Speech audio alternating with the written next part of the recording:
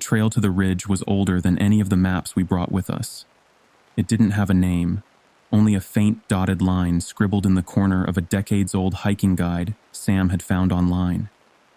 The paper was yellowed, its edges crumbling, and the ink had faded to a ghostly brown, as though the map itself was trying to fade away, to keep its secrets hidden. But that was all the invitation our group needed. We were seasoned hikers, each of us with countless miles under our boots and stories of conquered peaks to share around campfires. The idea of an uncharted path leading to a remote ridge sounded like the perfect adventure. The group consisted of 4. Me, Claire, the cautious one who always packed extra supplies and checked the weather 3 times before any hike. My boyfriend Eric, whose steady confidence had gotten us through more than a few tight spots. Our friend Vanessa, the ever-curious history buff whose backpack was always weighed down with books about local legends and geological surveys. And Kevin, our self-proclaimed trailblazer who thrived on finding routes that no one else dared to tread. His eyes had lit up when he'd first seen that faded, dotted line, and I remembered how his finger had traced it reverently across the brittle paper. The plan was simple: a 2-day hike up the ridge, camp at the summit, and then descend the following morning. The air was brisk, carrying the sharp scent of pine and something else. Something older and earthier that I couldn't quite place. The sky stretched above us in an endless expanse of blue, unmarred by clouds, and the forest was alive with the sounds of rustling leaves and chirping birds as we set off. The ridge loomed in the distance, a jagged silhouette against the horizon, its rocky face scarred by deep shadows that seemed to shift and change as we watched. It was beautiful, untouched, and everything we'd hoped for. But there was something else about it, something that made my skin prickle even in the warm morning sun. That unease deepened as we rounded a bend in the trail and came face to face with the stranger. He was older, his weathered face half hidden beneath the brim of a tattered hat that might have once been black, but had faded to the color of old ashes. Deep lines were carved around his mouth and eyes, speaking of years spent under harsh sun and bitter wind. His clothes were equally worn, patches sewn onto patches, his boots caked with mud that seemed too fresh for the dry trail we'd been following. It was as though he'd been walking through a different forest altogether, one hidden from our view. He carried a walking stick, its surface smooth and polished from years of use, decorated with strange symbols that seemed to writhe at the corner of my vision. He didn't look like a lost hiker or a passing backpacker. He looked like he belonged to the forest, like he'd grown from the same dark soil as the ancient pines around us. "You shouldn't go up there," he said, his voice low and rough, like the creak of an old tree being bent by storm winds. Each word seemed to carry the weight of years, of knowledge earned through bitter experience.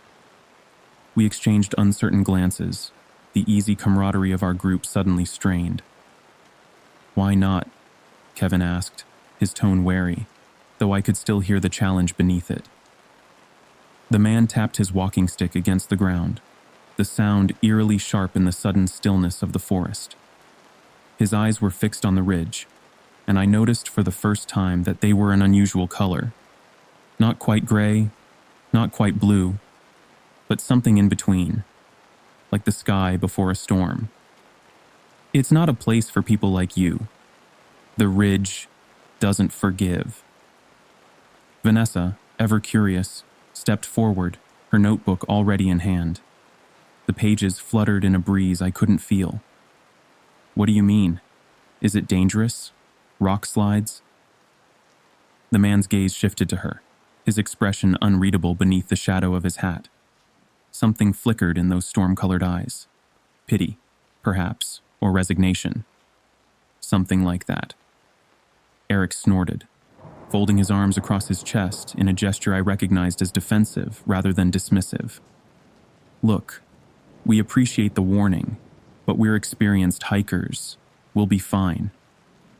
The man's jaw tightened, and for a moment, the air seemed to grow thicker, harder to breathe.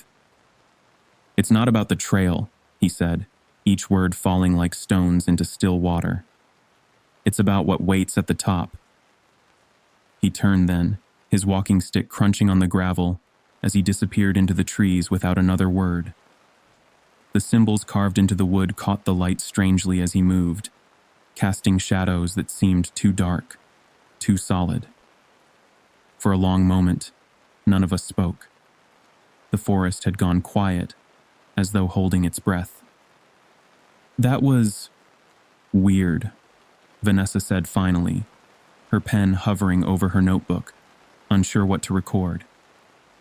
Weird, but harmless, Kevin said, though his voice had lost some of its usual confidence. Probably some old local trying to scare us off his favorite spot. Eric shrugged, but I noticed his hand had moved to rest on the straps of his backpack, his knuckles white. Let's keep moving. But as we continued up the trail, the man's warning echoed in my mind, each repetition seeming to carry new meaning, new weight. The ridge doesn't forgive. What was there to forgive? The forest grew denser as we climbed, the trees pressing closer on either side like silent watchers, their branches intertwined overhead, creating a canopy that filtered the sunlight into strange, shifting patterns on the ground. The trail narrowed, its edges crumbling into steep drops that disappeared into shadows too deep for afternoon. The air was colder here, the sunlight dimmer, as though the forest itself was trying to block us out, to warn us away as the stranger had done. By late afternoon, we reached a small plateau where we stopped to rest. The ridge was closer now, its jagged cliffs and rocky slopes sharp against the sky like broken teeth. But the unease from earlier lingered, and it seemed to infect the group. Conversation faltered, replaced by a tense silence that felt almost solid. The wind had died completely, leaving the air still and heavy with the scent of decay, rotting leaves, moldering wood, and something else, something metallic and wrong. Do you think he was serious? Vanessa asked quietly, her voice barely above a whisper. Her notebook lay forgotten in her lap, its pages still blank. About the ridge? Kevin scoffed, but the sound was hollow. He's just some old guy trying to scare tourists. There's nothing out here but trees and rocks. He kicked at a stone, watching it skitter toward the edge of the plateau. But he knew about the ridge, she pressed, leaning forward. The movement cast her face in shadow, making her eyes seem darker, deeper. How many people even know about this trail? Eric rolled his eyes, but his leg was bouncing with nervous energy. Vanessa, it's a ridge. It's not haunted. The word haunted seemed to hang in the air, taking on weight and substance. I didn't say anything, but I couldn't shake the feeling that the stranger's warning wasn't just bluster. There had been a weight to his words, a certainty that chilled me more than the mountain air. And now, sitting on that plateau with the ridge looming above us, I could feel something, a presence, a watchfulness that made my skin crawl. We reached the summit just as the sun began to set, the light bleeding from the sky like a wound. The view was breathtaking, a sea of treetops stretching into the horizon, the distant peaks bathed in golden light that seemed to pulse and throb with unnatural intensity. For a moment, the tension lifted, replaced by awe. We pitched our tents near the edge of the ridge, the ground uneven but solid enough. Though each strike of the tent, stakes into the earth, produced a sound that seemed to echo longer than it should. As night fell, we built a small fire and huddled around it, the flames casting flickering shadows over the rocks that danced and twisted into shapes that made me look away. Vanessa pulled out her notebook, jotting down observations about the trail, her pen scratching against the paper like skeleton fingers on stone. Kevin poked at the fire with a stick, his usual bravado dimmed to a nervous flicker. The silence was unsettling. The forest, which had been alive with sound earlier, was now unnervingly quiet. No wind, no insects, just an oppressive stillness that pressed against us like a weight, like the pressure before a storm. The darkness beyond our fire seemed thicker than natural, as though it had substance, as though it was slowly creeping closer. "Did you hear that?" Vanessa whispered suddenly, her pen freezing mid-word. We froze, straining to listen. At first, there was nothing. Then, faint and distant, came the sound of humming. It drifted through the air like smoke, like a half-remembered lullaby sung in a language I almost knew. It was soft, melodic, and almost human. But there was something wrong about it, something that made my teeth ache and my vision blur. My skin prickled as I glanced at the others. Kevin's hand tightened on the stick until his knuckles showed white, and Eric's jaw clenched so hard I could hear his teeth grinding. "It's just the wind," Eric said, though his voice wavered like a candle flame about to go out. "It's not the wind," Vanessa murmured. "It's something else." Her notebook had fallen from her hands, the pages fluttering in a breeze that shouldn't exist. The humming grew louder as the night wore on, a low, rhythmic melody that seemed to come from all directions at once, as though the ridge itself was singing. We stayed close to the fire, our backs to the tents, our eyes scanning the darkness that seemed to pulse in time with the sound. The flames felt like the only thing keeping the night at bay, though their light seemed dimmer now, as if the darkness was drinking it in. And then it stopped. The silence that followed was worse. It was heavy and unnatural, the kind of quiet that makes you feel like you're not alone, like something is watching, waiting, measuring. Kevin stood abruptly, his flashlight cutting through the shadows like a knife through flesh. "I'm checking the perimeter," he said, his voice too loud in the stillness. "Maybe an animal's out there." "Don't," I said quickly, reaching for him. "Just stay here." But he was already moving, the beam of his flashlight bouncing as he disappeared into the trees. Vanessa called after him, but he didn't respond.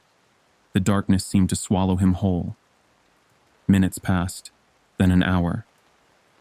Kevin didn't come back. The fire burned lower, the shadows growing bolder, reaching toward us with fingers of darkness. "Where is he?" Vanessa whispered, her voice shaking like autumn leaves. Eric grabbed his own flashlight. "I'll find him. Stay here." "Eric, don't," I said, grabbing his arm. The fabric of his jacket felt wrong under my fingers, as though it had grown cold and damp despite the fire's heat. "We need to stick together." He hesitated, then nodded reluctantly. We sat in tense silence, our ears straining for any sound. The fire crackled softly, the only source of light in the oppressive darkness that had become almost liquid in its thickness. And then, faintly, we heard it. Footsteps. They were slow and deliberate, crunching on the rocky ground as they approached the fire. Each step seemed to take too long, as though whoever, whatever, was walking was having to remember how to move. My breath caught in my throat as a figure emerged from the shadows. It was Kevin, or at least, it looked like Kevin. His face was pale as moonlight on bone, his eyes unfocused and clouded like morning mist. His movements were stiff and unnatural, as though his joints had been replaced with rusty hinges. He stopped at the edge of the firelight, staring at us without blinking, without seeming to breathe. "Kevin?" Vanessa said cautiously, her voice barely a whisper. He tilted his head, the motion too sharp, too mechanical, as though trying to remember how to be human. "The ridge doesn't forgive," he said finally, his voice flat and mechanical, an empty echo of the stranger's warning. I felt a chill crawl down my spine like ice water. "What happened to you?" He didn't answer. Instead, he turned and walked back into the darkness, his footsteps fading into the distance until they merged with the silence. The darkness closed behind him like water over a drowning man. We didn't sleep that night. At dawn, we packed our gear in silence, our eyes darting to the trees as we prepared to leave. Kevin didn't return, and we didn't go looking for him. Something about him, about what we'd seen, felt wrong, like a word in a foreign language that you can pronounce, but never quite understand. The hike down the trail was grueling. The forest seemed darker, the air heavier, as though the ridge itself was trying to hold us back, to keep us there. When we finally reached the car, Vanessa collapsed into the passenger seat, her face pale and drawn like old paper. "Do you think he's okay?" she asked, though her tone suggested she already knew the answer. Eric didn't answer. Neither did I. Some questions are better left unasked. We reported Kevin's disappearance to the authorities, but they never found him. The official story was that he'd gotten lost or fallen, but we knew better. The ridge didn't forgive, and it didn't let go. Sometimes I wonder if he's still up there, walking between the trees with that mechanical stride, warning others away like the stranger tried to warn us. I haven't been back to the mountains since, but sometimes, when I close my eyes, I hear the humming again, soft and melodic, drifting through the darkness like a promise or a threat. If you ever meet a stranger who warns you to stay away, listen to them. Some places aren't meant to be climbed, some trails aren't meant to be followed, and some warnings come too late. The sun was already sinking behind the trees when we reached the clearing, casting long shadows that seemed to reach for us like grasping fingers. A faint golden light filtered through the ancient forest canopy, dappling the ground in patches of amber and shadow that shifted and danced with an unsettling rhythm. The air hung thick with the scent of pine and damp earth, tinged with something older and mustier that I couldn't quite identify. The silence pressed against my ears with an almost physical weight, broken only by our labored breathing and the soft crunch of leaves beneath our feet. "This is it," Ian announced, setting down his heavy pack with a dull thud that seemed to echo unnaturally in the still air. "Campground number 1. The group, me, Ian, our friend Lily, and my younger brother Tom, stood at the edge of the clearing, taking in the scene. Shafts of dying sunlight pierced the canopy, illuminating swirling motes of dust that danced like tiny spirits in the golden beams. The clearing was beautiful in a primal way, secluded and untouched by human hands. It was just remote enough to make you feel like the last people on Earth, isolated from civilization by miles of dense, ancient forest. Exactly the kind of place Ian loved to drag us to for camping trips, though something about this one felt different. "Great spot," Tom said, already wandering toward a patch of mossy ground that seemed to glow emerald in the fading light. His voice carried an eager edge that made him sound younger than his 20 years. "No trails, no tourists, no distractions." "No cell service," Lily added, holding up her phone and scowling at the blank screen. Her dark hair caught the last rays of sunlight, creating a halo effect that seemed strangely out of place in the deepening gloom. Ian grinned, his teeth flashing white in the dimness. "That's the point." I didn't say anything. Something about the clearing felt off. The trees pressed in close, their trunks gnarled and ancient, bark twisted into patterns that seemed almost deliberate. Their branches reached overhead like skeletal fingers, weaving together to form a cathedral ceiling of leaves and shadow. The air felt thicker here, heavier, like the forest was holding its breath, waiting for something. I tried to shake off the unease, telling myself it was just my imagination. I always felt a little jittery the first night in the woods, but this was different. This felt like walking into a church during a funeral. That same sense of hushed anticipation, of being somewhere you shouldn't be. We spent the next hour setting up camp, our movements becoming more hurried as darkness crept in around us. We pitched 2 tents near the edge of the clearing, the fabric rustling with every touch, like whispered conversations. In the center, we built a small fire pit, arranging stones in a circle that seemed to mock the perfect symmetry of something I hadn't yet discovered. By the time we were done, the sun had dipped below the horizon, and the forest was bathed in twilight that seemed to pulse with shadowy movement at the corners of my vision. As Lily and Ian worked on starting the fire, their hands brushing occasionally in ways that spoke of an unspoken attraction, I wandered toward the far side of the clearing, where the ground sloped gently downward. The moss here was thicker, almost springy beneath my feet, and seemed to absorb the sound of my footsteps. That was when I saw it. A circle of bones. At first, I thought they were just scattered debris, maybe the remains of a deer or some other animal that had met its end in these woods.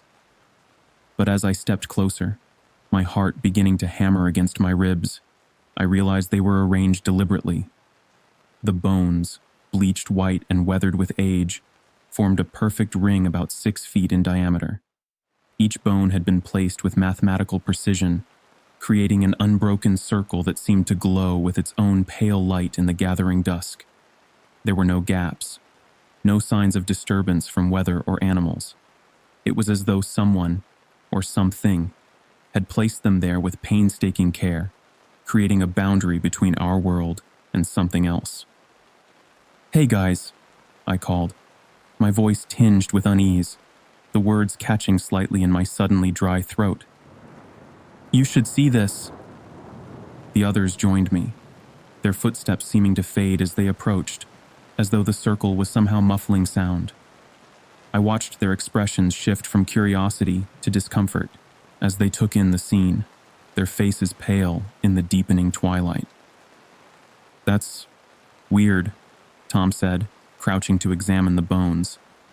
His breath created small clouds in the suddenly cold air. "Do you think it's, like, a predator's kill site?" Ian frowned, his usually confident expression clouded with concern. "Predators don't arrange bones in patterns. This is something else." "Maybe it's art," Lily suggested, though she didn't sound convinced. Her arms were wrapped tightly around herself, as though warding off a chill that had nothing to do with the temperature. "Like some kind of wilderness installation?" "Out here?"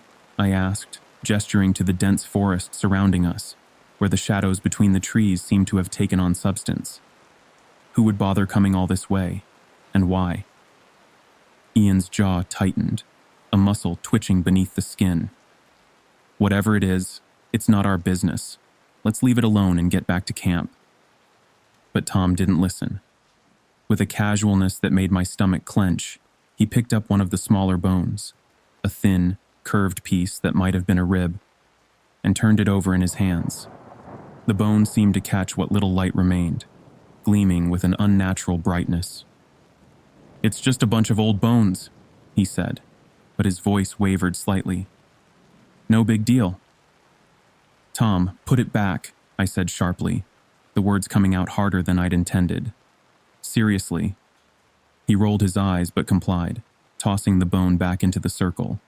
It landed with a soft sound that seemed to echo longer than it should have.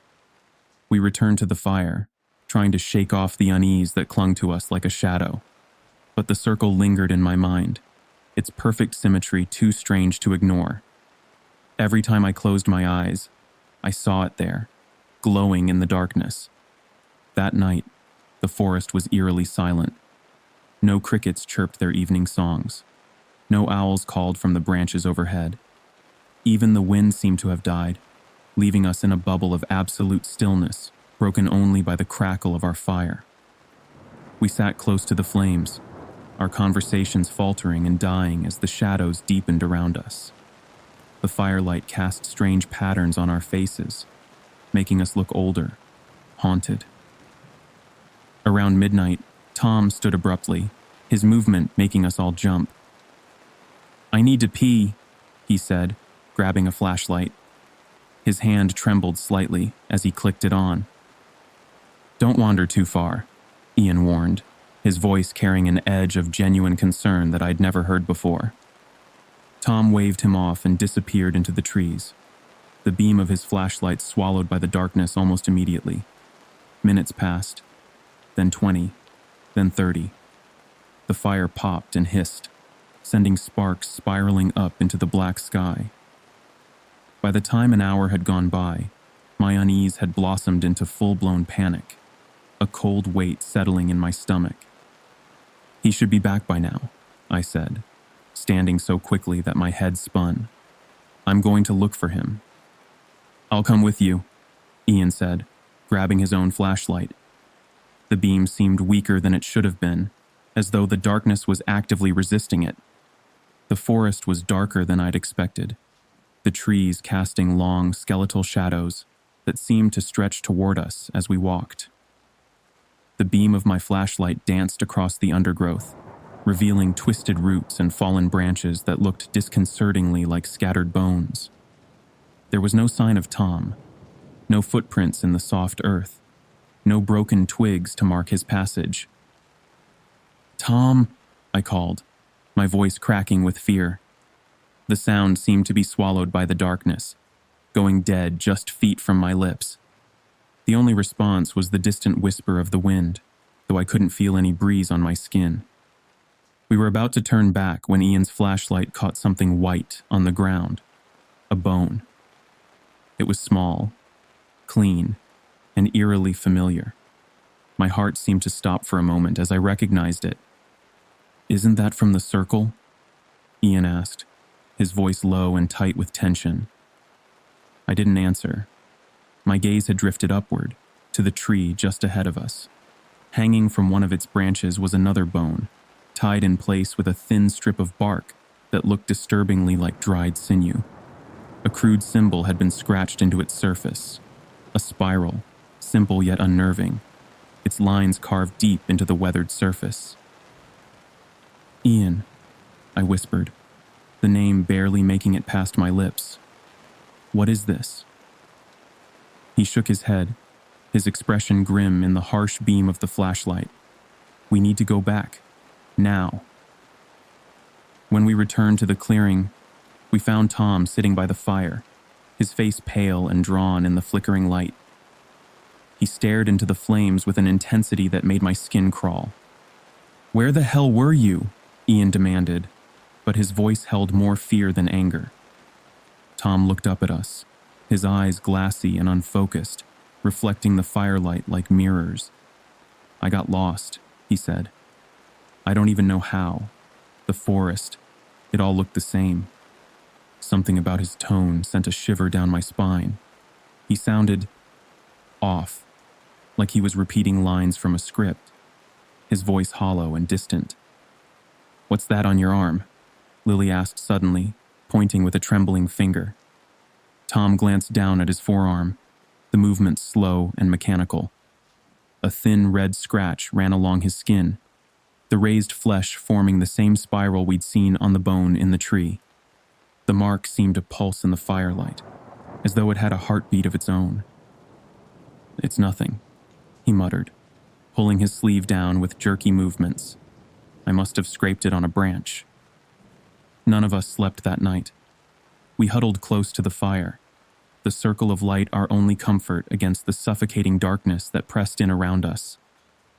Every now and then, I thought I heard movement in the trees, a faint rustling, a low creak, as though the forest itself were shifting and breathing. The sounds seemed to come from everywhere and nowhere at once, surrounding us in a web of whispers and shadows. When dawn finally broke, we decided to leave. The unease that had settled over the clearing was too strong to ignore, and none of us wanted to stay another night. We packed quickly, our hands shaking as we stuffed gear into our bags, avoiding the bone circle as we loaded our equipment. The morning light, rather than bringing comfort, only seemed to make the shadows deeper and more distinct. But as we prepared to leave, I noticed something that made my blood run cold. The bones in the circle had moved.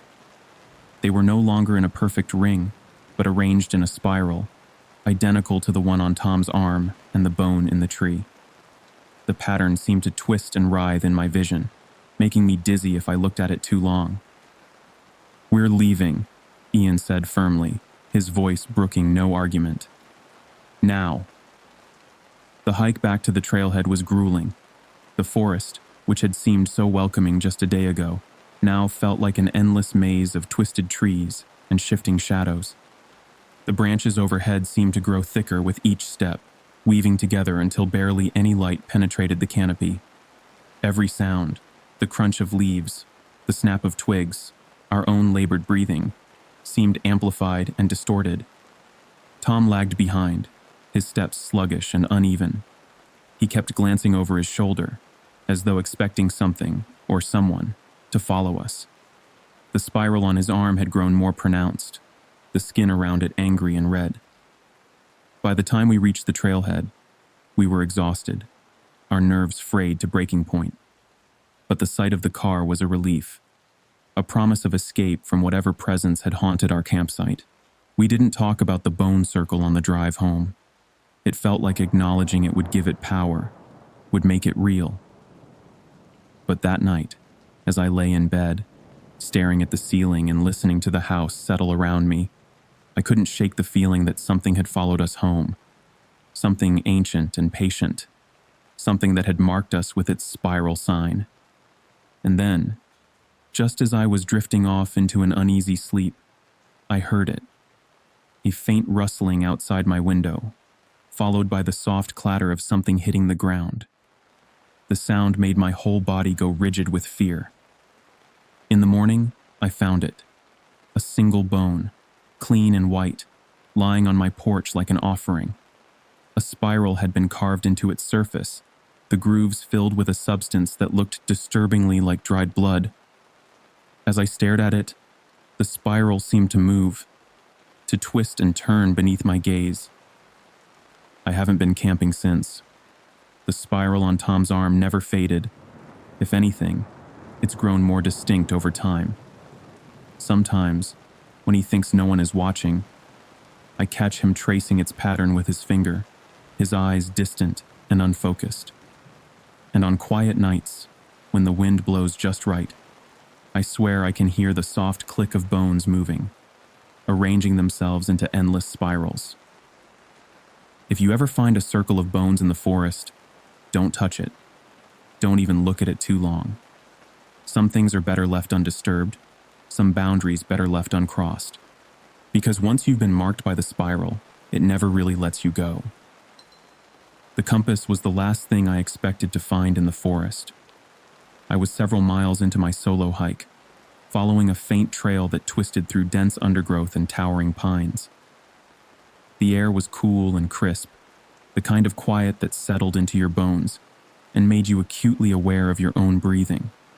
Shafts of late afternoon sunlight filtered through the canopy, creating shifting patterns on the forest floor that seemed to dance with each gentle breeze. I'd come to the forest to clear my head. A bad breakup, the kind that leaves you questioning every decision you've made for the past 3 years, had been just the start. My career in architectural design had hit a wall, with projects being canceled and clients backing out. Months of sleepless nights spent staring at my bedroom ceiling, replaying conversations and missed opportunities, had left me feeling adrift. I thought the solitude would help me reset, give me the space to rebuild myself from the ground up. Hiking had always been my way of grounding myself. Just me, the trees, and the trail ahead. Each step a small victory against the chaos of my life. The compass was lying half buried in the dirt, its brass casing tarnished and scuffed by time and elements. It was old, the kind of craftsmanship that spoke of an era when things were made to last generations, with an ornate needle that caught the light like a copper flame. The glass face was cracked, a spiderweb of fine lines that distorted but didn't obscure the dial beneath. I picked it up, brushing away the dirt with careful fingers, and saw that it still worked. Its needle quivered briefly, like a living thing awakening from sleep, before settling with decisive purpose toward a direction that wasn't north. I muttered, turning the compass over in my hands. The back was engraved with intricate designs, spirals and whorls that reminded me of Celtic knots, but somehow more ancient, more primal. They seemed to shimmer faintly in the dappled sunlight, creating an optical illusion of movement that made my eyes strain to focus. I had my own compass in my pack, a modern digital one with GPS capabilities, but this one felt different, special. Something about its weight in my palm, the way the metal seemed to warm to my touch, more quickly than it should have. I tucked it into my pocket, a strange unease prickling at the edges of my mind like static before a storm. By the time I reached my campsite, the sun was low on the horizon, casting long shadows through the trees that seemed to reach for me with dark fingers. I set up my tent near a small creek, its gentle burbling a counterpoint to the deepening silence of the forest. The modest fire I built cast dancing shadows on the surrounding trees, the crackling flames warming the cool evening air and providing a small circle of comfort against the gathering darkness. As I cooked a simple meal of dehydrated pasta, I couldn't stop thinking about the compass. It sat on the log beside me, its needle still pointing in the same unwavering direction, as steady as a prophet's finger. I held it up to compare with my own compass, which faithfully pointed north, its digital display showing coordinates that meant safety, certainty, known paths. The brass compass was different. Its needle wasn't magnetic. It wasn't pointing north at all. It was pointing somewhere else, somewhere that made the hair on the back of my neck stand up when I looked too long in that direction. The firelight caught the cracked glass, creating reflections that seemed to pulse like a heartbeat. I tried to laugh it off, chalking it up to an old, broken mechanism. The logical part of my brain listed all the reasons it couldn't be anything else: water damage, age, simple mechanical failure. But a nagging curiosity tugged at me, persistent as a splinter under the skin. Where was it pointing? And why did looking at it fill me with equal measures of dread and desire to follow? That night, I dreamed of paths. In my dream, I stood at the edge of a forest clearing, unlike any I'd seen in my waking hours. The trees ahead were impossibly tall, their trunks as wide as houses, disappearing into a swirling mist that moved against the wind. A faint golden light glowed in the distance, pulsing like a heartbeat, like the reflection I'd seen in the compass glass. I felt the compass in my hand, its metal hot against my palm, its needle spinning wildly before locking onto the light with a certainty that felt almost alive. I stepped forward, the ground shifting beneath my feet like sand, or perhaps like something breathing. The mist thickened around me, and the light grew brighter, its warmth pulling me closer with an intensity that bordered on physical. My feet moved of their own accord, drawn forward by an invisible thread. Just as I reached the edge of the clearing, where the mist parted like a curtain, I heard a voice, a whisper, soft and urgent, coming from everywhere and nowhere. "Don't follow it." I woke with a start, my heart pounding against my ribs like it was trying to escape. The forest around me was dark and silent, the fire reduced to glowing embers that cast more shadows than light. My sleeping bag was damp with sweat, and my hands were clenched into fists. I reached for the compass instinctively, finding it beside my pillow, though I was sure I'd left it on the log. Its needle pointed in the same direction as before, unwavering, patient, waiting. The next morning I decided to follow it. It was stupid, I knew that. Every horror movie I'd ever seen screamed warnings in my head. But curiosity outweighed caution, and I convinced myself it was just an adventure, a story to tell later.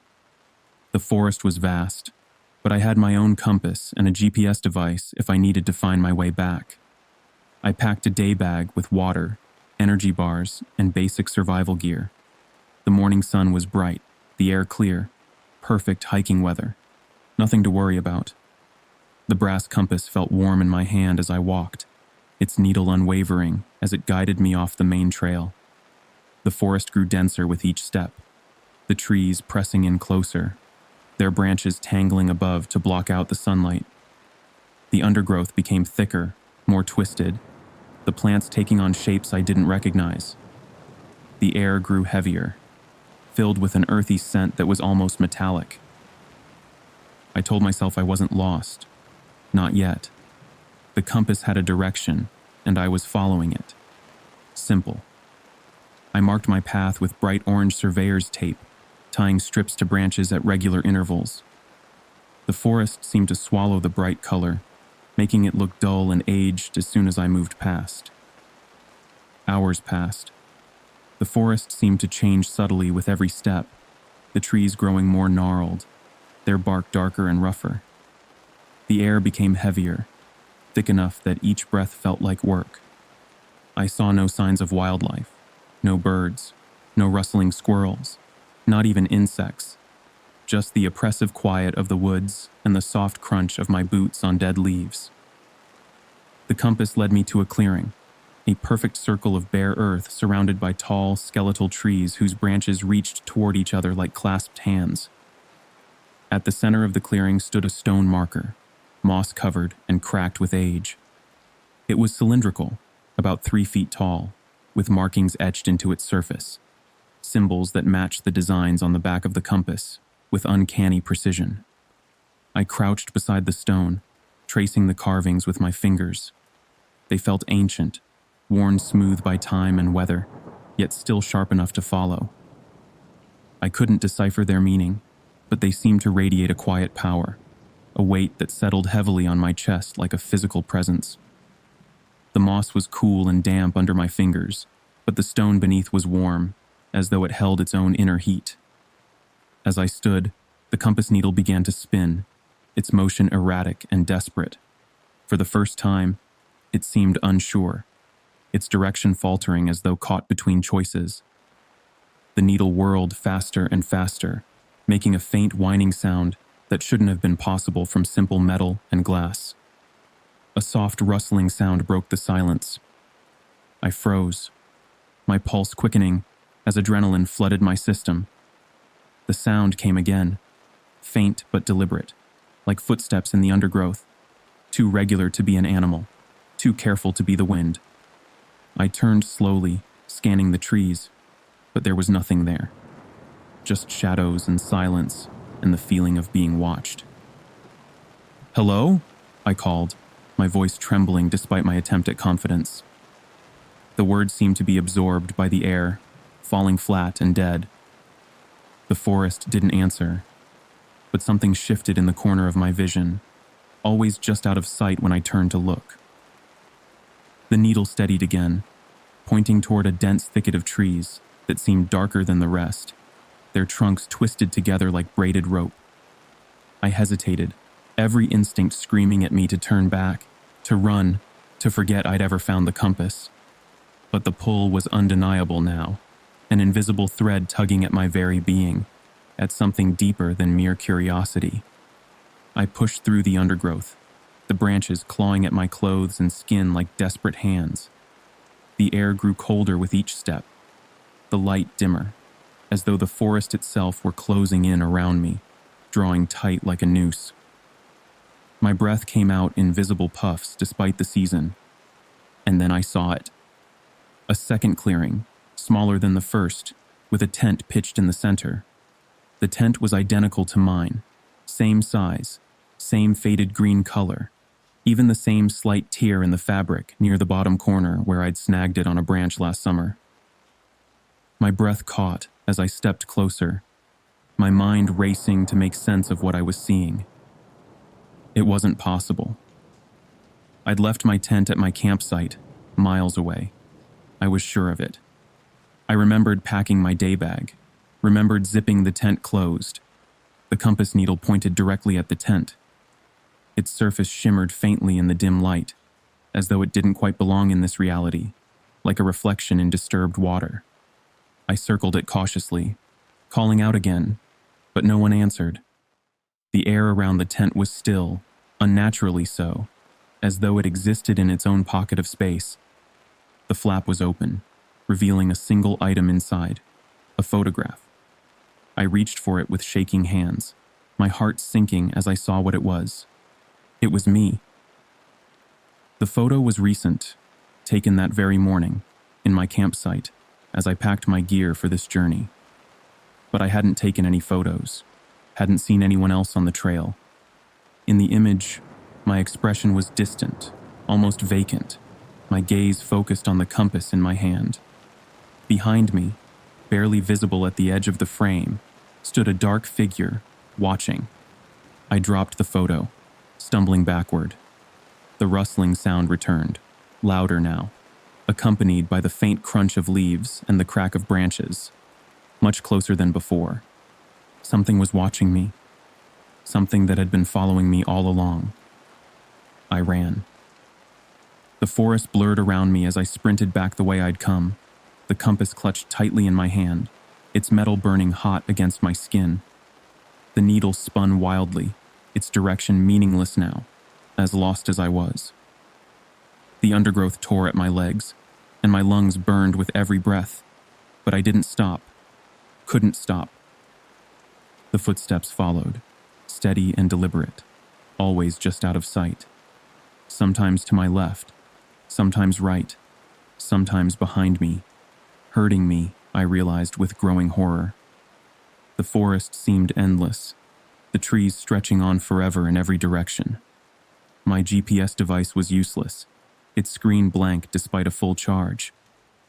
None of my trail markers were visible.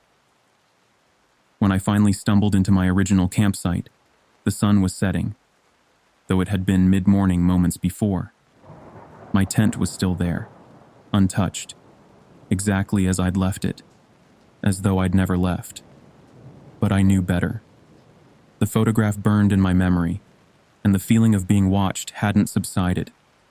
I packed my gear in a frenzy, throwing everything into my pack without care or organization.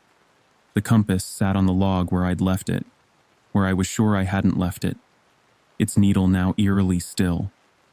I didn't touch it, couldn't bring myself to look at it directly.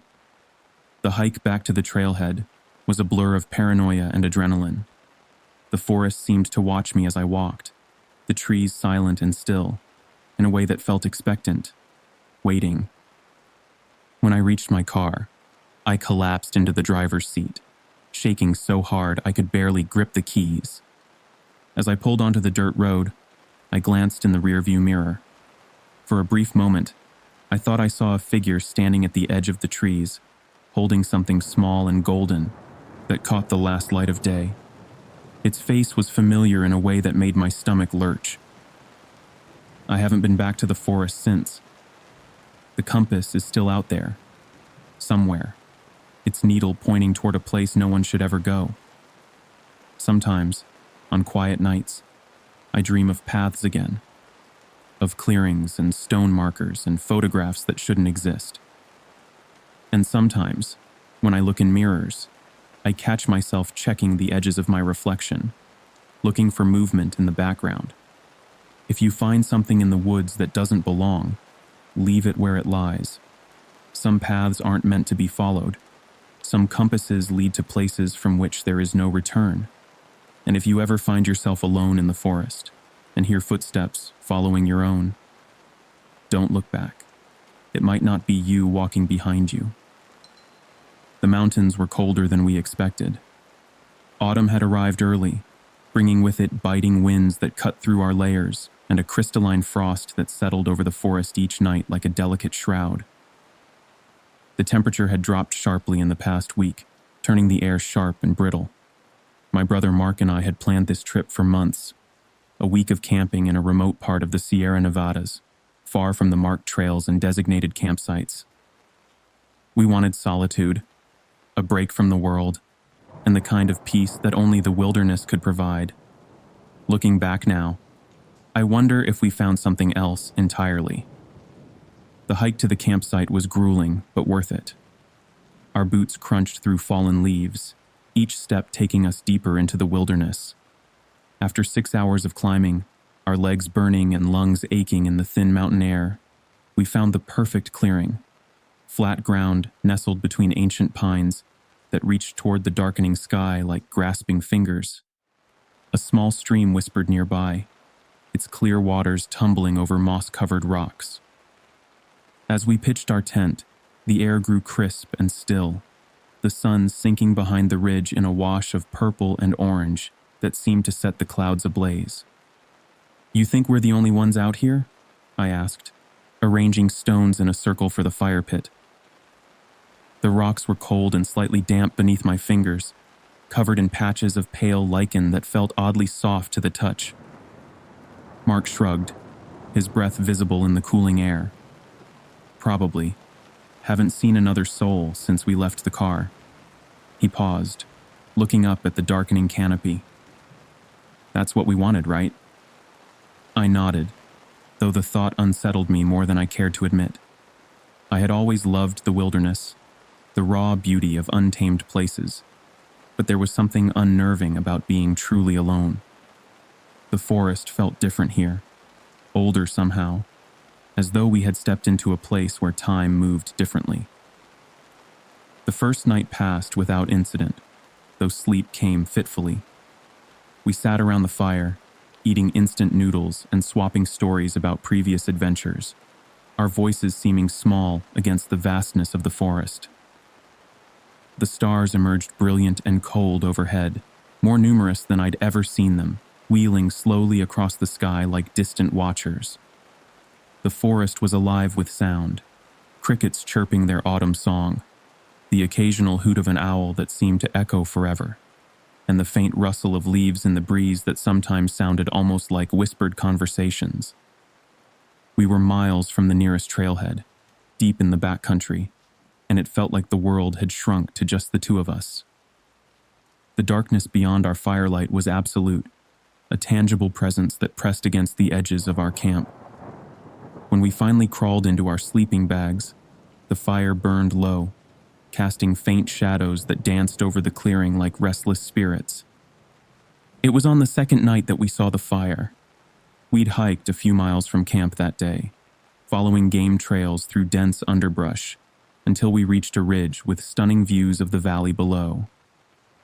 The mountains stretched endlessly in every direction, waves of dark green forest broken by stark granite faces that caught the sunlight like mirrors.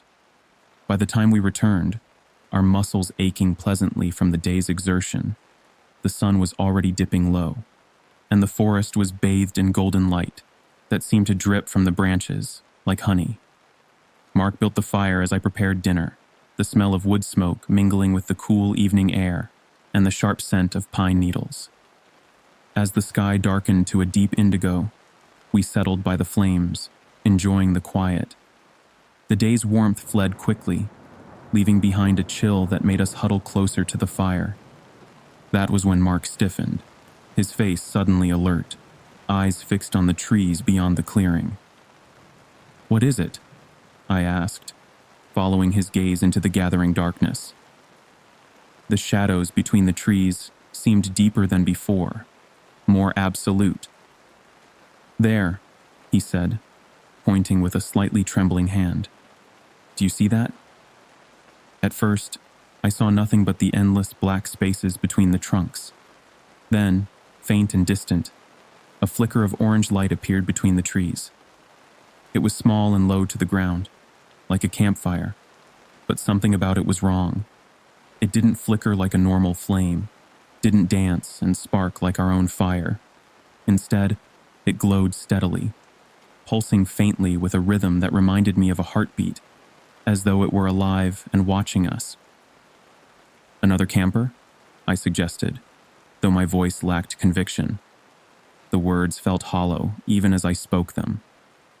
Mark frowned, his features sharp in the firelight. "Maybe. But who else would be all the way out here? We haven't seen any other cars at the trailhead, no other tracks on the trail." The light didn't move, didn't grow closer, but it remained visible, burning steadily through the trees like a patient eye. We watched it for hours, our conversation dying to whispers and then to nothing. The normal sounds of the forest had gone quiet, as though the wildlife could sense something wrong. When sleep finally pulled us into uneasy dreams, the light was still there, still watching. The next morning, the light was gone, leaving no trace it had ever existed. The forest was quiet, the clearing untouched, morning mist curling between the trees like pale fingers. Mark and I didn't talk about it as we ate breakfast, though I caught him glancing at the trees more than once, his eyes searching for something he hoped not to find. The morning felt wrong somehow, the sunlight too weak, the shadows too deep. We spent the day hiking again, following the stream deeper into the woods, trying to pretend everything was normal. The forest was beautiful in the daylight, its autumn colors vibrant, red and gold leaves catching the sun like stained glass. But I couldn't shake the feeling of being watched. Every rustle of leaves made me jump. Every shadow seemed to hide something just out of sight. I kept expecting to see the light again, but the woods remained still and shadowed, holding their secrets. When we returned to camp that evening, the unease had settled over both of us like a heavy fog, making our movements slow and careful. We built the fire higher than usual, its flames casting flickering patterns on the trees that seemed to form faces in the bark. Neither of us wanted to acknowledge the growing darkness or what it might bring. "You think it'll show up again?" Mark asked quietly, breaking the silence that had stretched between us like a taut wire. I hesitated, then nodded, my mouth dry. "Yeah, I think it will." We didn't have to wait long. The light appeared shortly after dusk, flickering in the same spot as before. But this time, it was closer, its glow stronger, more defined. It seemed to have substance now, a depth that made it look less like a flame and more like a window into something else, something that shouldn't exist. "Should we go check it out?" Mark asked, his voice tight with a mixture of fear and fascination. "No," I said quickly, grabbing his arm. "If someone's out there, they'll come to us. Otherwise, we stay here." The words came out more forcefully than I intended, driven by a primal fear I couldn't explain. He didn't argue, though his eyes stayed fixed on the light. It felt different tonight, brighter, more insistent, as though it were trying to draw us in. The forest around us was unnervingly quiet, the usual nighttime sounds replaced by a heavy, oppressive silence that seemed to swallow every sound we made. Our own fire felt weak in comparison, its warmth unable to touch the cold that had settled into our bones. I don't know how long we watched it, but eventually, Mark stood. His movement was sudden, decisive, as though he had been fighting the urge and finally lost. "I'm going," he said, grabbing his flashlight. The beam looked pale and sickly compared to the otherworldly glow between the trees. "Mark, don't," I pleaded, standing to block his path. My heart was hammering so hard I felt sick. "We don't know what's out there." "Exactly," he said, his face set with determination that couldn't quite hide his fear. "And I'm not just sitting here wondering. I'll be back in 5 minutes." I wanted to stop him, to tackle him to the ground if necessary, but the stubborn set of his jaw told me it was useless. I watched helplessly as he disappeared into the trees, the beam of his flashlight bobbing in the darkness like a lost soul. The shadows seemed to swallow him whole. 5 minutes passed, then 10, then 20. "Mark," I called, my voice cracking in the stillness. There was no response, not even an echo. The forest absorbed my shout as though it had never existed. The light remained where it had been, flickering steadily, as though mocking me. I grabbed my own flashlight and stepped toward the trees, my heart hammering so hard I could barely breathe. Every instinct screamed at me to stay by the fire, to wait, to run. But I couldn't leave my brother out there alone. The forest swallowed me. The trees seemed taller now, their branches twisting together overhead to block out the moonlight, forming patterns that hurt my eyes if I looked at them too long. My flashlight barely cut through the darkness, its beam weak and watery, bouncing off the uneven ground that seemed to shift beneath my feet.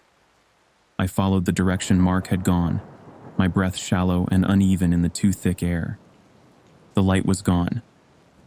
I stopped, my chest tightening as I realized the fire, the beacon we'd been watching, had disappeared.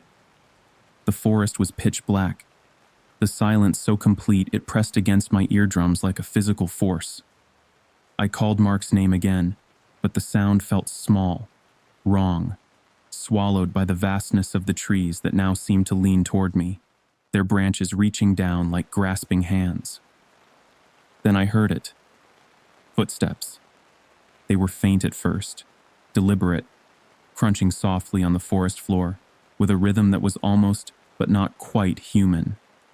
I swung my flashlight toward the sound, but there was nothing there, just more trees, more darkness. The footsteps grew louder, circling me, though I couldn't see anyone. They came from everywhere and nowhere at once, accompanied by a soft sound that might have been breathing, might have been whispers. "Mark?" I whispered, my voice trembling in the dark. The word felt wrong in my mouth, as though I had forgotten how to speak. The footsteps stopped. The silence that followed was worse than any sound could have been. I stumbled back to camp, my heart threatening to burst from my chest. The clearing was empty, our fire still burning low, looking weak and insignificant against the darkness that pressed in from all sides. I waited there for hours, my flashlight gripped so tightly my fingers ached. But Mark didn't return. I didn't sleep that night. The forest pressed in around me, the silence broken only by the occasional snap of a branch or rustle of leaves that seemed to come from everywhere at once. The firelight felt weak, useless, unable to keep the darkness at bay. Sometimes I thought I saw shapes moving just beyond the light, forms that disappeared when I looked directly at them. At dawn, I packed up camp and set out to search for Mark. The morning light was gray and thin, doing little to dispel the shadows that clung to the trees. I retraced the path he'd taken, calling his name until my throat was raw. But the forest seemed different now, the trails twisting in ways that didn't make sense. The forest gave me nothing. No footprints, no signs of a struggle, nothing to suggest he'd ever been there. It was as if the trees themselves had swallowed him whole. When I returned to the clearing, my heart sank. The light was back. It burned brightly now, not distant like before, but in the center of the clearing where our fire had been. It flickered and pulsed with that same wrong rhythm, casting eerie shadows over the trees that seemed to move independently of the light. I stared at it, my chest tightening as I realized something was wrong. More wrong than before. The light wasn't a fire. It was something else. Something alive. Something that had been waiting. I ran. The forest blurred around me as I sprinted down the trail, my pack bouncing against my back, branches whipping at my face. The light followed, flickering at the edge of my vision, always just out of reach, accompanied by the sound of footsteps that matched my own but were somehow always a half-beat behind. I didn't stop until I reached the trailhead, the sight of my car the only thing grounding me to reality. I climbed into the driver's seat, shaking so hard I could barely grip the keys. As I pulled onto the dirt road, I glanced in the rearview mirror. The light was there, burning steadily at the edge of the forest, pulsing with that same patient rhythm. Waiting. I reported Mark's disappearance to the authorities, but they found no trace of him. The official story was that he got lost, that he fell, that something natural had taken him. They searched for weeks, with dogs and helicopters and teams of volunteers, but the forest kept it secret. I knew the truth, though I couldn't tell them. They wouldn't have believed me. The light had taken him. I haven't been back to the forest since, but sometimes, late at night, I see it in my dreams. A flickering flame, distant but insistent, calling me back. On those nights, I wake to find my room filled with shadows that move when I'm not looking, and the faint sound of footsteps in the hallway, always coming closer, but never quite reaching my door. If you ever see a fire in the woods that doesn't belong, don't follow it. Don't try to understand it. Run. Some lights aren't meant to be found, and some mysteries are better left in darkness. Because sometimes, when you look into the light, it looks back, and it remembers your face. The map didn't mention the grove. I'd been hiking the Sunrise Valley Loop for 2 days, a solo trek through one of the most remote sections of the national park. The trail was challenging, but rewarding, with breathtaking views of jagged peaks and hidden meadows painted in wildflowers. Each step had been carefully plotted on my topographical map. every campsite researched and selected for optimal safety and solitude. I'd spent months planning this expedition, determined to experience true wilderness far from the well-worn tourist paths and overcrowded lookout points. The grove wasn't on the itinerary. I stumbled upon it in the late afternoon of the second day, after losing the trail temporarily while crossing a rocky slope. The granite scree had been treacherous, loose stones skittering away beneath my boots with each careful step. As I descended into the valley, the forest had transformed gradually, then suddenly. The towering pines pressed closer, their ancient branches weaving together overhead like gnarled fingers intertwined in prayer. Shafts of dying sunlight struggled to penetrate the dense canopy, casting strange, shifting patterns on the needle-strewn ground. The temperature dropped steadily as I moved deeper into the valley, my breath beginning to catch in my throat. By the time I saw the grove, the air had turned bitter cold, and the shadows stretched long and hungry across the forest floor. The grove was a patch of forest unlike any I'd seen in my years of hiking. The trees were blackened, their trunks charred as though scorched by some ancient inferno. But there was no smell of ash, no lingering scent of destruction that should have permeated the air. The absence of that acrid tang felt wrong, unnatural. The ground was eerily bare, stripped of the usual forest detritus. No fallen branches, no decomposing leaves, not even the smallest mushroom or patch of moss. Only a fine layer of gray dust coated the earth, like the remains of something that had been completely consumed. I stopped at the edge of the grove, my breath hitching in my chest. The trees were skeletal sentinels, their branches twisting upward like blackened claws reaching for an unseen sky. The air felt heavier here, charged with an electric tension that made the hair on my arms stand on end. It reminded me of the moments before a devastating storm, when the world holds its breath in anticipation of nature's fury. It should have been a sign to turn back. Every instinct, honed by years in the wilderness, screamed at me to retreat. But curiosity, that eternal human weakness, got the better of me. The grove was silent in a way that defied natural law. No birds called from the twisted branches, no insects hummed in the shadows, just an eerie stillness that made my footsteps feel like thunderclaps in the void.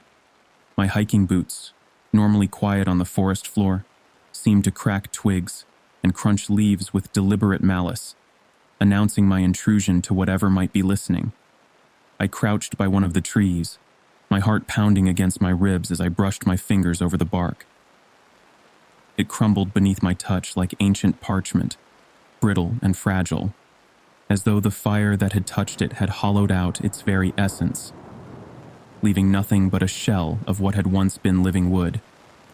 But the strangest thing was the temperature. The air inside the grove was colder than physics should allow, cold enough that my breath formed thick clouds in front of my face, hanging motionless in the still air before dissipating like spirits. The chill wasn't natural. It sank into my skin with deliberate malevolence, bypassing my layers of high-tech hiking gear as though they were tissue paper. I found myself rubbing my arms for warmth, the friction offering no relief from the bone-deep cold that seemed to radiate from the very ground beneath my feet. I told myself I'd only stay a few minutes, just long enough to snap a few photos and take notes for the trail report. My camera felt heavy in my trembling hands as I documented the unnatural scene, the lens struggling to focus in the deepening gloom. But as I turned to leave, something caught my eye, something that made my blood run even colder than the alien air around me. At the center of the grove, half hidden in the gathering shadows, stood a lone tree that was different from its charred brethren. It wasn't blackened like the others, wasn't scarred by whatever catastrophe had marked this place.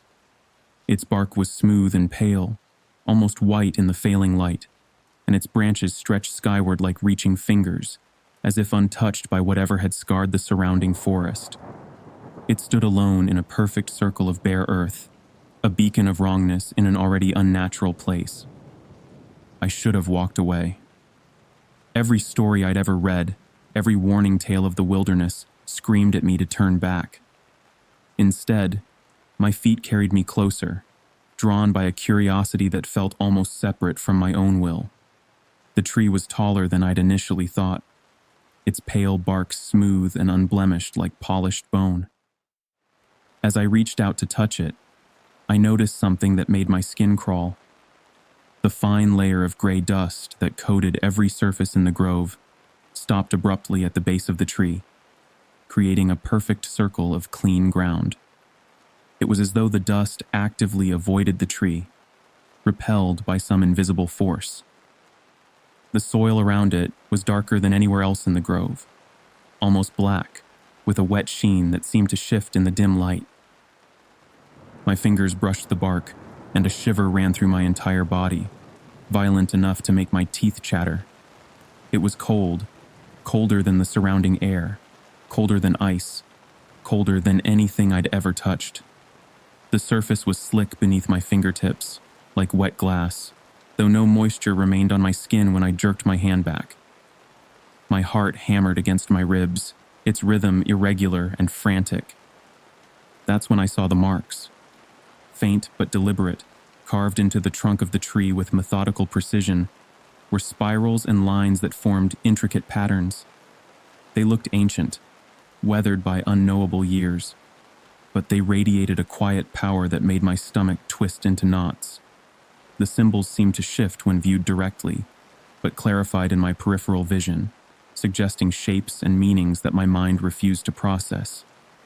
They spoke of something old, something that had waited in this grove long before humans walked these mountains. The shadows seemed darker now, more substantial, as though the grove were slowly closing in around me. The space between the trees felt smaller, more confined, and the branches overhead appeared to bend lower, reaching down with their twisted fingers. I stepped back, unease blooming into genuine fear in my chest. The silence was no longer just absence. It was anticipation, the held breath before a predator strikes. The air grew heavier, pressing against my skin like cold, wet silk. It was time to leave. That night, I camped just outside the grove, not wanting to risk hiking farther in the fading light. The decision felt wrong even as I made it, but the alternative seemed worse. I set up my tent in a small clearing by a stream, hoping the sound of rushing water would soothe the nameless dread that had followed me from the grove. The familiar routine of setting up camp, driving stakes, rolling out my sleeping bag, organizing my gear, should have been comforting. Instead, each action felt like a performance, observed by unseen eyes. But the unease never fully left. It clung to me like the gray dust that still coated my boots, a constant reminder of what I'd found, or what had found me. As darkness fell, the forest seemed to grow quieter, the silence spreading outward from the grove like a stain. The usual rustle of leaves and chirp of crickets faded away, replaced by an oppressive stillness that pressed against my eardrums. The air grew colder with each passing hour, and I found myself glancing over my shoulder, half expecting to see something watching me from the shadows between the trees.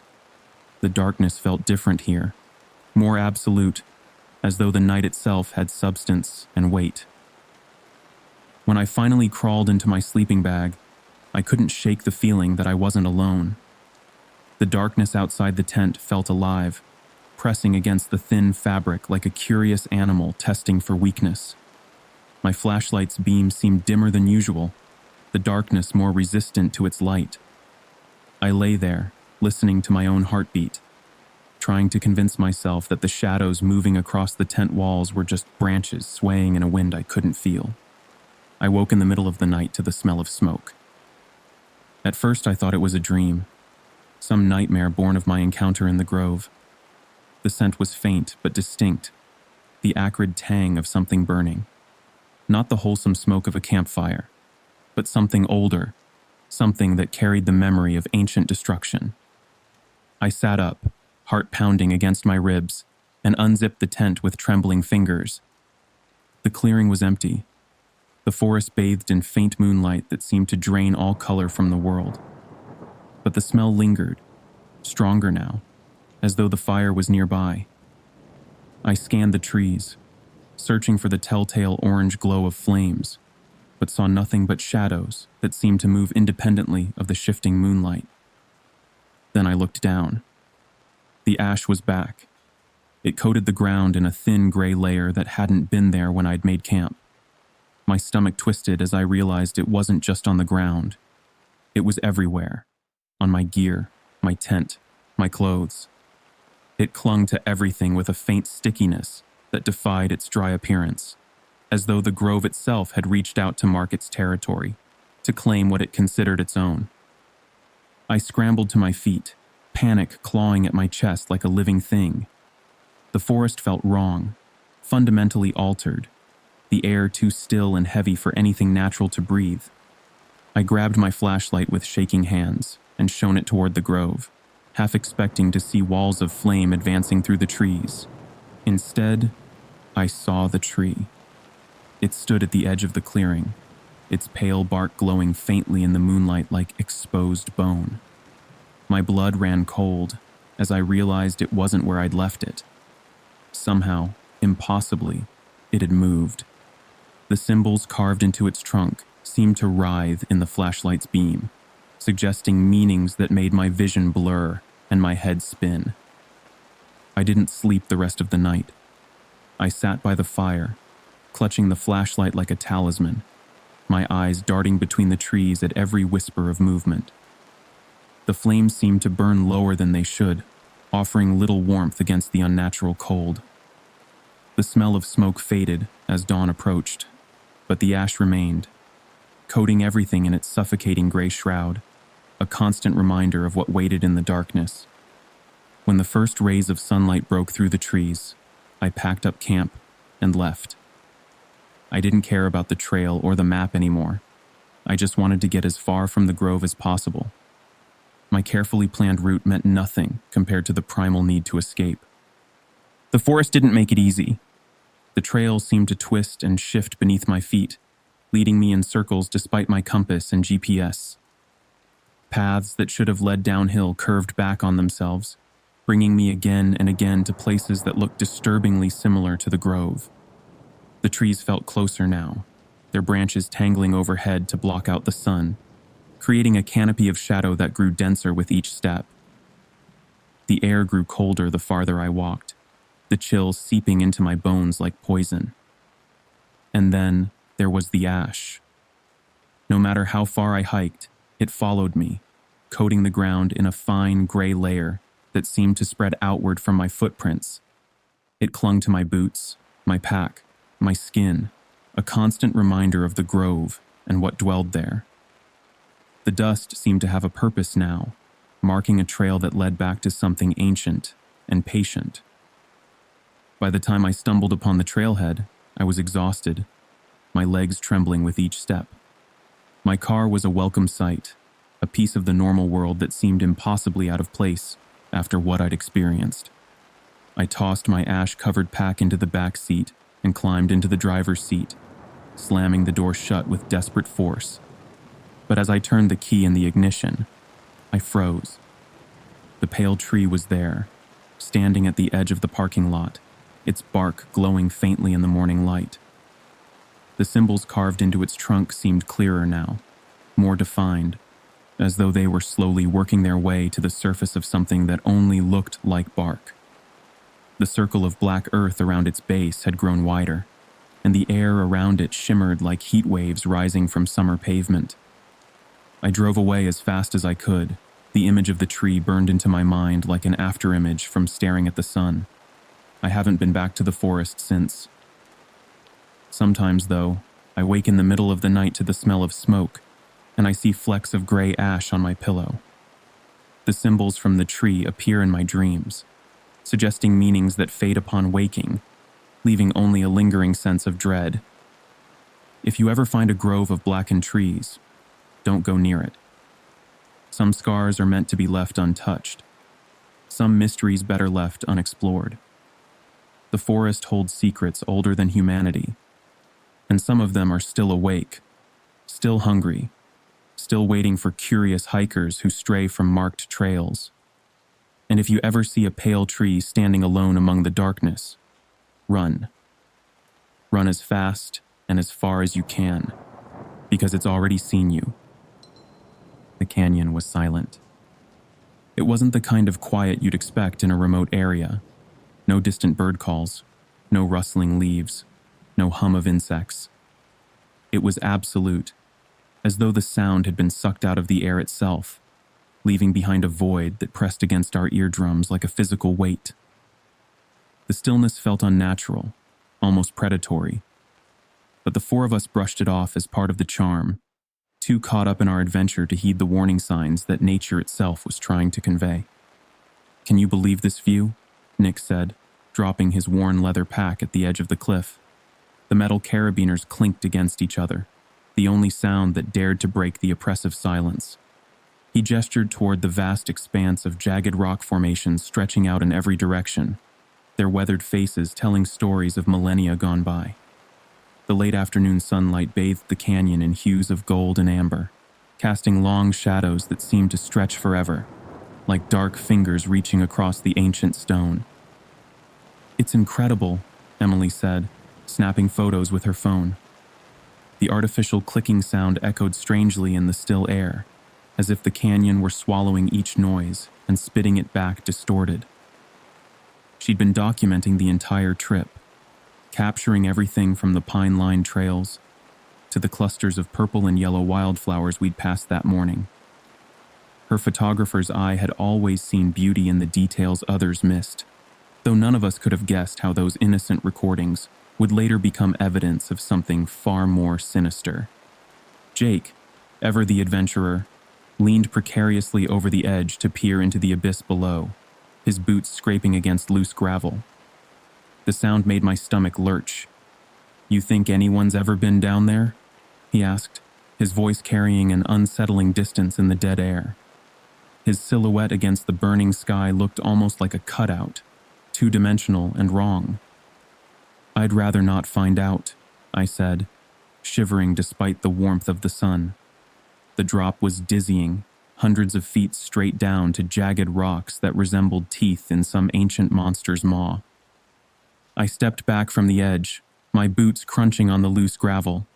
Each step seemed to echo longer than it should, as if the sound were bouncing off invisible walls.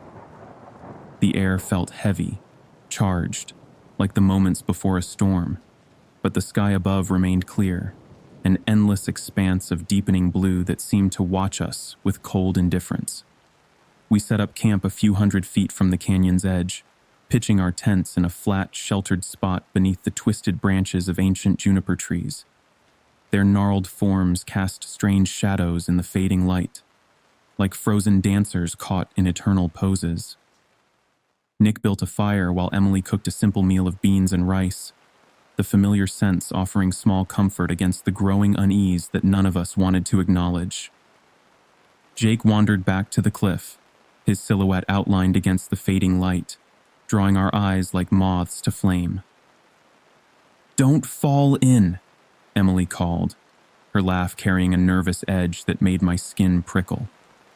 Jake laughed in response, his voice carrying easily in the still air, bouncing off the canyon walls with an echo that lasted a beat too long. "You'd miss me too much." The words came back to us distorted, almost like a question rather than a statement. As the sun dipped below the horizon, the canyon transformed. The golden light faded, replaced by deep blues and purples that seemed to seep from the very rocks themselves. Shadows stretched longer, darker, as the first stars appeared in the sky like distant cold eyes. The silence grew more profound, pressing against my ears like a physical weight, as if the very air were trying to crush us beneath its invisible mass. It was Emily who noticed it first, her photographer's attention to detail, catching what the rest of us might have missed. "Do you hear that?" she asked, her voice low, barely above a whisper. Her fingers tightened around her phone, knuckles white in the firelight. We paused, listening. At first, there was nothing but the soft crackle of the fire. Then, faint and distant, came the sound of a voice. Our voices. "What the hell?" Jake said, turning toward the cliff. The sound came again, muffled, distorted, but unmistakably ours. It was as though the canyon were playing back fragments of our conversations, faint echoes bouncing off the walls. But there was something wrong about the timing, the way the words overlapped and twisted together like strands of corrupt DNA. "Is it some kind of acoustic effect?" Emily asked, frowning. Her hands trembled slightly as she aimed her phone toward the canyon, trying to record the sound. The screen's blue light cast strange shadows across her face, making her look older, haunted. "Like those caves where you can hear whispers from hundreds of feet away?" "Maybe," Nick said, though he didn't sound convinced. His eyes kept darting to the darkness beyond our campfire, searching for something none of us wanted to find. "It's creepy as hell." The canyon caught his words and twisted them, sending them back as a low, gurgling laugh. I shivered, my gaze fixed on the darkness beyond the firelight. The echoes faded, leaving only silence behind. A silence that felt alive, watching, waiting. "Let's just call it a night," I said, trying to keep the tremor out of my voice. "We've got a long hike tomorrow." Even as I spoke, I knew none of us would sleep well under that vast, empty sky. That night, I dreamed of falling. In my dream, I was standing at the edge of the canyon, staring into the abyss. The air was still, the silence absolute, pressing against me like a wall of invisible glass. Then the ground gave way beneath me, crumbling like rotted wood, and I plunged into the void. The wind roared in my ears, but it wasn't wind at all. It was voices, thousands of them, all speaking at once in a cacophony of stolen sounds.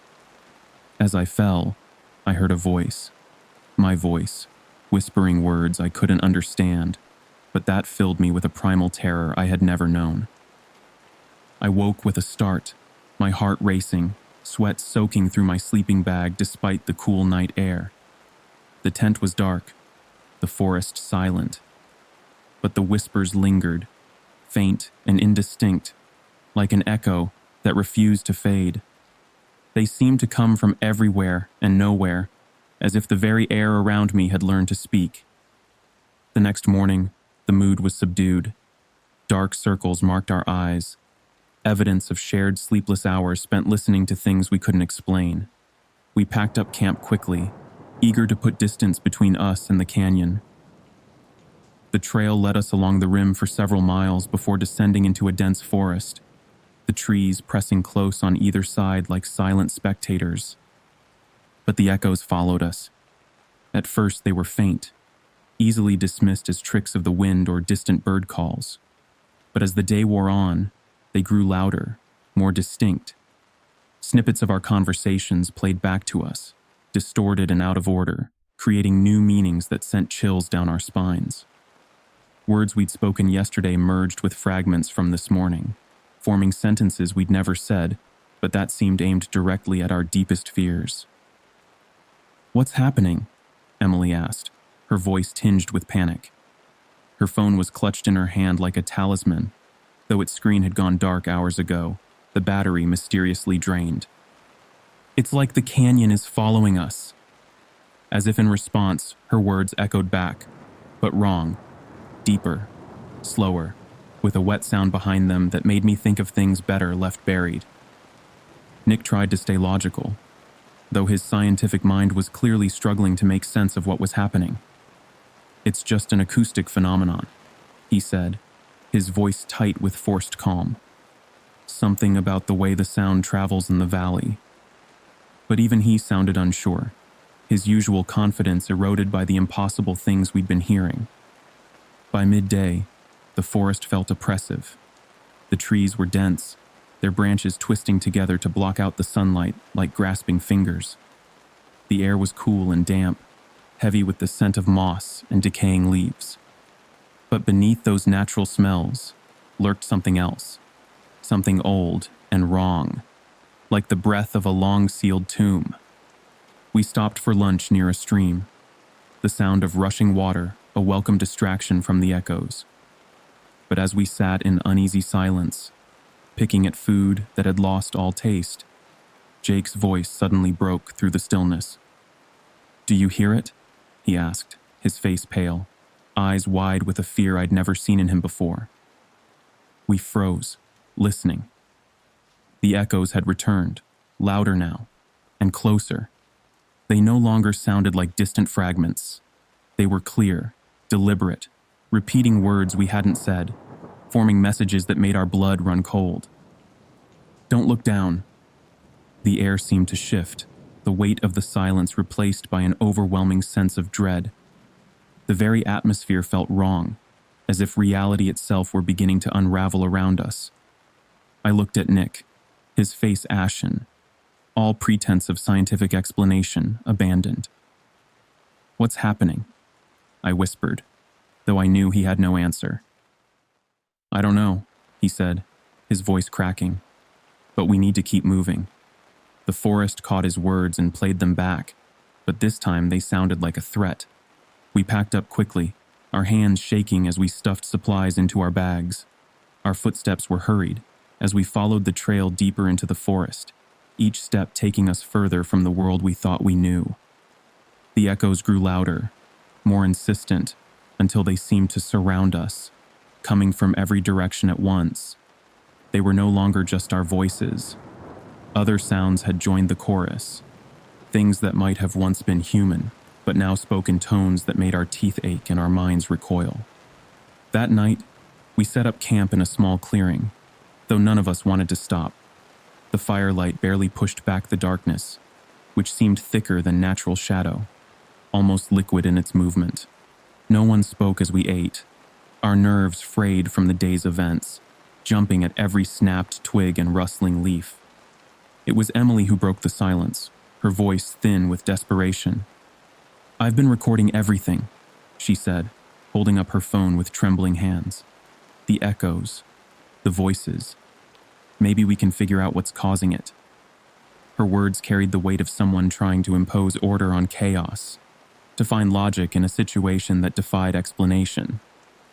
She played back one of the recordings. At first, it was faint, a distorted version of Jake's laugh from earlier in the day, stretched and warped like taffy. Then came a whisper, clear and chilling, that made our blood freeze. "Turn around." We froze, the blood draining from our faces. The whisper was none of ours. It was something else entirely, something that had been watching, listening, learning our voices, only to twist them into its own dark purpose. That night, I didn't sleep. I sat by the fire, my flashlight clutched tightly in my hand, listening to the whispers that seemed to come from the forest itself. The echoes no longer sounded like us. They were different now, lower, slower, as though something else had joined the chorus, something that spoke in voices that had never known human tongue. At one point, I thought I saw movement at the edge of the clearing, a shadow flickering between the trees. But when I shone my flashlight, there was nothing there. Nothing but darkness that seemed to pulse with a life of its own, drawing back from the light like a living thing. When dawn finally broke, we packed up camp without a word, our movements mechanical, driven by the desperate need to escape. The final day of the hike was the worst. The trail seemed to stretch endlessly, the forest growing darker and more hostile with every step. The whispers were constant now, louder than ever, and filled with words we couldn't understand, but that spoke directly to the primal fear centers of our brains. They seemed to come from everywhere, from the trees, the ground, the very air itself, as if the whole world had learned to speak in voices that were almost, but not quite, human. Emily stopped abruptly, clutching her phone like it was the last link to the rational world we'd left behind. "It's not recording anymore," she said, her voice shaking. "It just stopped." The screen was black, but in its reflection, I could have sworn I saw something move behind us, something that vanished when we turned to look. Nick grabbed her arm, his fingers leaving white marks on her skin. "We're almost out of here. Let's keep going." But even he sounded desperate. his voice cracking with the strain of maintaining composure in the face of something that shouldn't exist. We reached the trailhead just as the sun was setting, the sight of the parking lot a welcome relief that brought tears to our eyes. I felt the weight lift slightly as I climbed into the car, but the echoes still rang in my ears, refusing to fade, as if they had taken up permanent residence in my mind. As we drove away, I glanced back at the forest. For a brief moment, I thought I saw something, a figure standing at the edge of the trees, watching us. Its face was obscured by shadows that seemed to move wrong, but its presence sent a chill down my spine that I carry with me to this day.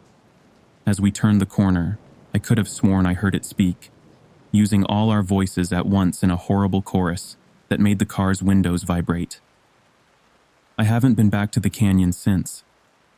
The echoes still haunt my dreams, playing back fragments of conversations I don't remember having, mixing with words that no human throat could produce. And sometimes, late at night, when the world is quiet and still, I hear them again, faint and distant, like the canyon itself is calling me back. In those moments, I lie awake, wondering if what we encountered was really just an echo, or if something in that ancient place had learned to mimic us, using our own voices to lure others into its endless dark. If you ever hear voices in the wilderness, don't follow them. Some echoes are better left unanswered, some questions better left unasked. Because sometimes, when you call into the void, something answers back. Something that sounds almost, but not quite, like you.